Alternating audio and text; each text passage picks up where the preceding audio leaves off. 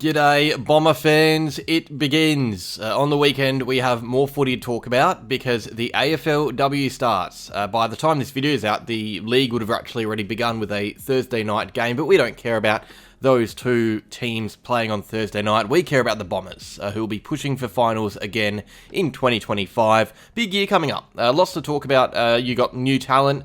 You got big injuries. That really hurts to say. The Hanger claiming more victims, as if crippling half the boys wasn't enough. Now it's turned its attention to the girls as well. So, yeah, big season, fun season coming up. AFLW vibes are always a bit more positive, I think. I'll have weekly AFLW videos out, match reviews, and tiny previews for what is to come. So stay tuned to those. But yeah, let's preview the hell out of this coming season. So before we get into the guts of this preview, we got to look back at 2024 and see what our expectations for 2025 are or should be. Are the girls in the same spot as the boys? Is this a rebuild? Should we be expecting more losses? No, I think the AFLW side is a fair bit better than the boys. They've shown grit and they've shown hunger and fight. They're actually a team that can contend for finals. We made the 8 in 2023 and 2024, knocked out in elimination finals in both those seasons. 6 wins, 4 losses in 2023, 6 wins, 4 losses and a draw in 2024. And now with more games in 2025, 12 games, the Bombers will have a wider range of opponents, both good and bad. But no matter what, the expectation for the Dons in 2025 is to continue that strong form. And I guess externally and internally, it'll be to make the 8. And that's the fun thing about the AFLW, is that we've got a team to support that are actually building really nicely and playing good footy now. The Dons are young, very young, but still have, you know, enough quality to contend for finals. So that is the expectation for the girls. That is what they will be looking at. And now, let's meet the new players to support. I'll show you guys the full squad in a sec, but here are some list changes. So unfortunately, there have been some big losses. One of our young guns, Amber Clark, was traded away to St Kilda. The speedster was building towards being a pretty important player for us in the future, but is now elsewhere. Ash Van Loon is one that I didn't want to lose. Paige Scott also left. Both traded away. Oh, actually, Scott delisted herself and then joined Richmond. I don't know. I think they drafted her. Then you've got Bess Keeney, who is inactive for the year. She is pregnant, so great news, but also for us fans, not great news, because Keeney's a really underrated player on the wing. But yeah, congratulations to Bess Keeney. And then you've got the delisted ones, Cody Jarks, Jackie Vogt, Lily Rose Williamson. The good news is we have some talent on the way. So we traded in Courtney Murphy from GWS, the ruck. That is the only current player that we've traded. The rest are drafted. And big picks too. So Grace Bologna was taken with pick 9. Holly Riderwood was taken with pick 12. Taya Chambers and Sophie Strong a bit later in the second round. So 4 picks in the first 2 rounds. Some high talent there.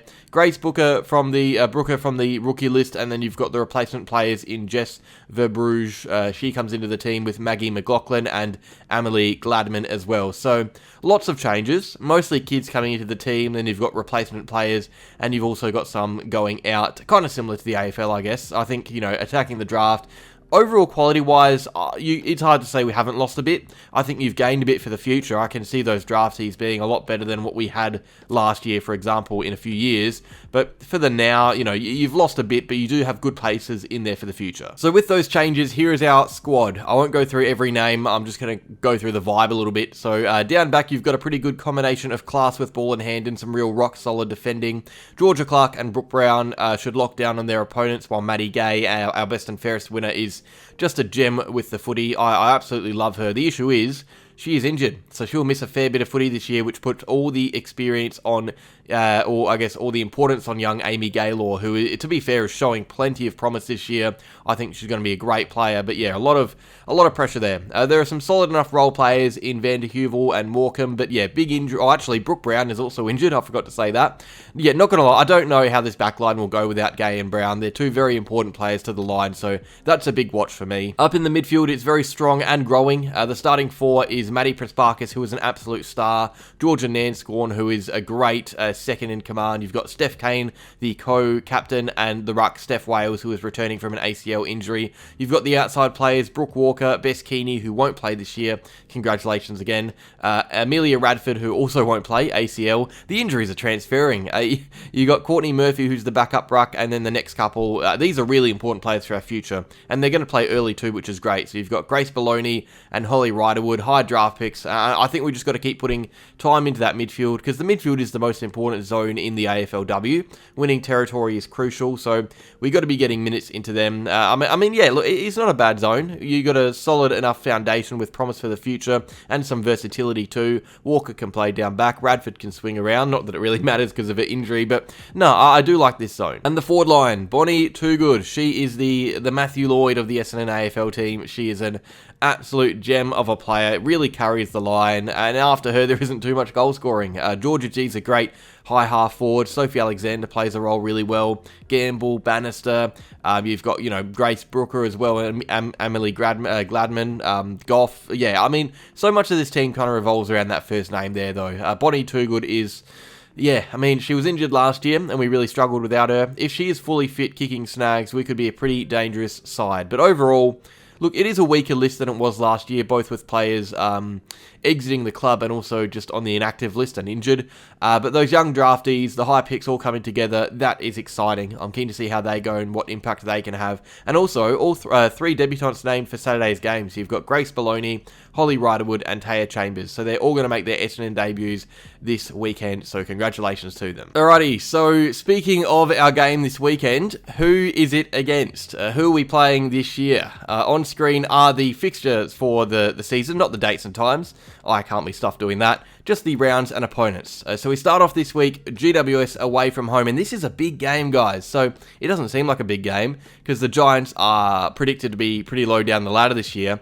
We're expected to be pushing for finals, so really this should be a win for Essendon. But I think this game's going to tell us a lot about how we handle our situation with our injuries, with the players we've lost. If we can get through an away win here against a lowly team, get off the mark fast, I think we've got some really winnable games from there. We've got West Coast at home the week after. They're expected to be in the bottom half. That must be a win. So if you can get that GWS win, you're probably 2-0, which is a great start to the year. You've then got a great run of teams against games against teams in our range. Richmond in our Dreamtime game up in Darwin, Geelong at Windy Hill, St Kilda, Windy Hill, Fremantle away. So those four games, Geelong out of those is probably the most out of reach. They're expected to be pretty high up the ladder, whereas the other teams, Richmond, St Kilda, Fremantle, they're all going to be in the finals race with us, I reckon. So that's going to be fun to see that 4-week period and see how we go from that. Round 7 against North. Look, North and the AFL are crap. I guess they transfer all their energy to the AFLW because they're next level good. They're the flag winners. They were unreal last year. I'm scared of them. Melbourne round 8 is another tough game too. So round 7 and 8 is tough. Followed by the Bulldogs at Wooden Oval. That we should be winning, but then it's tough again. You got Brisbane up in Brisbane in round 10, the High Flying Hawks in round 11, and to finish up, Sydney up in Sydney. So look, gimme games in there. There are some games we should be winning, but there are also some of the very best teams from last year that we're playing. I think it's a pretty balanced fixture, all things considered. Most of the games are against teams in our range. It would have been cool to play Collingwood or Carlton. I don't know why we can't get one of those games. But I guess looking at our fixture, we all want to be winning games of footy. Last year, 6 or 7 wins got you finals. This year, it's 7 or 8.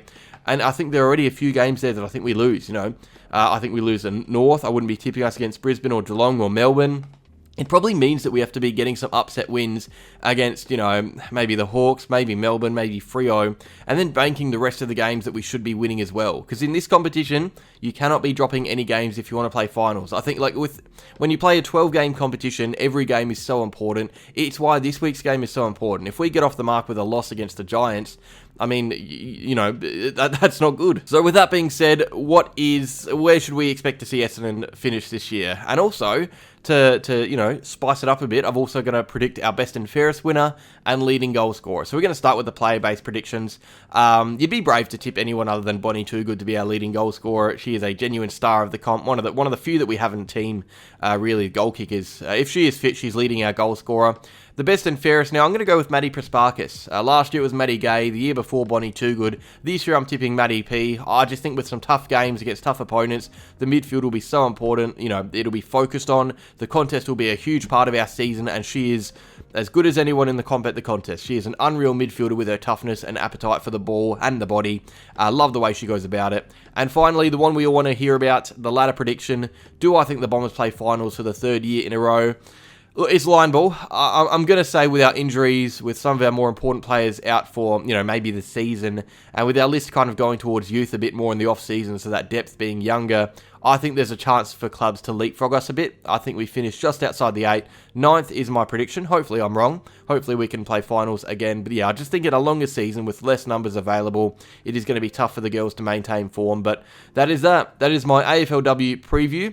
Cheers for watching, guys. I'll have weekly videos for the girls team out. I appreciate the support on these videos, even if they get less love than the boys do.